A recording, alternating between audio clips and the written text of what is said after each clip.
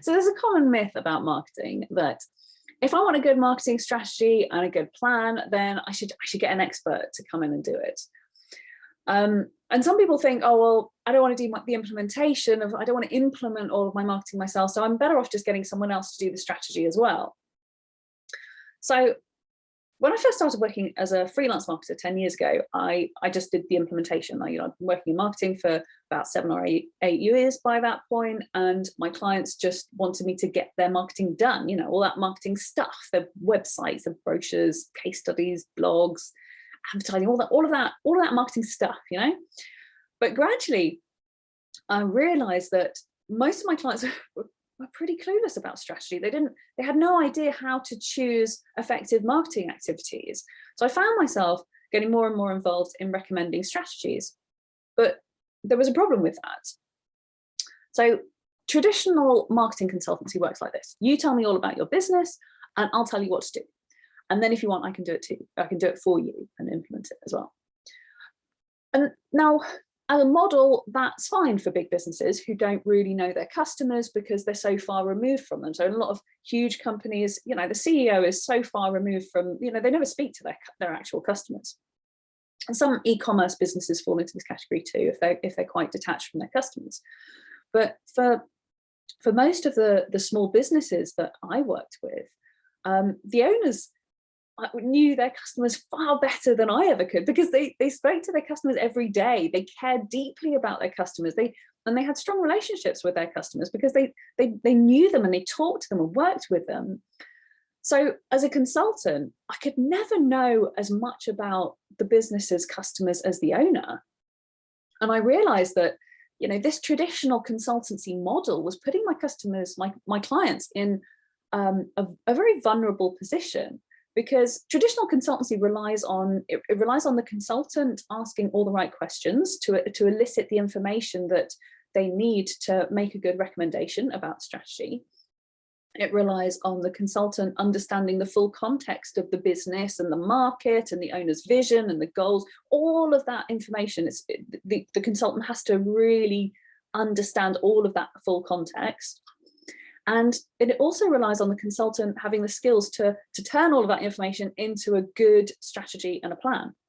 So I was working with business owners who had their fingers burnt by consultants who actually didn't know what they were doing. They were paying for their advice, which was often wasteful. Occasionally it was even, I worked with clients who had their businesses damaged, like their reputations damaged, because the consultant hadn't asked the right questions, or they didn't understand the business or the market well enough, or sometimes they'd made assumptions about the audience that weren't correct, and they hadn't checked whether, they just assumed that I know this audience, I know what works for this audience, but they hadn't actually checked whether they were right in those assumptions.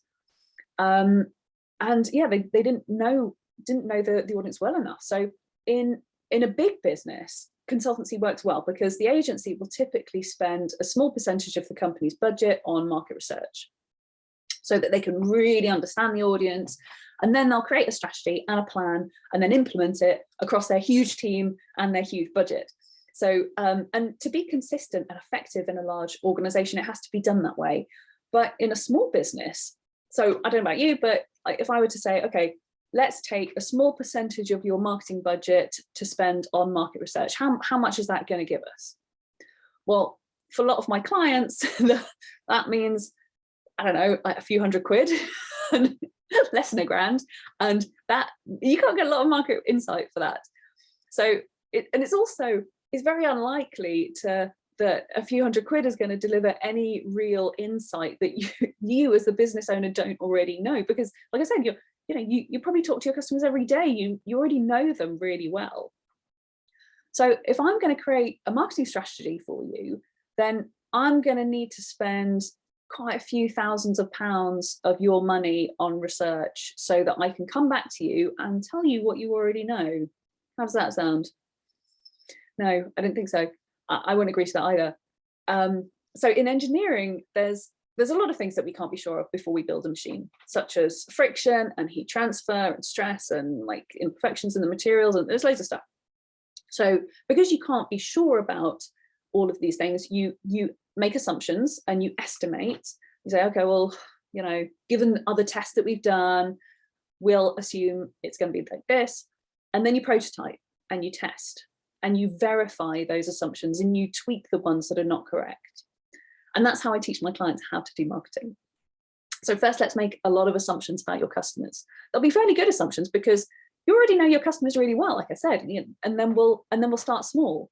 So by measuring and testing your marketing activities, you can then see what's working and what's not. And once you're clear on this, you can then start to scale it up. So your strategy includes things like your ideal customer and the real value that your customers get from you. Like I said, I can't tell you what those things should be without doing some expensive market research, but instead I can coach you through the process of articulating it and understanding it for yourself, so that research is unnecessary.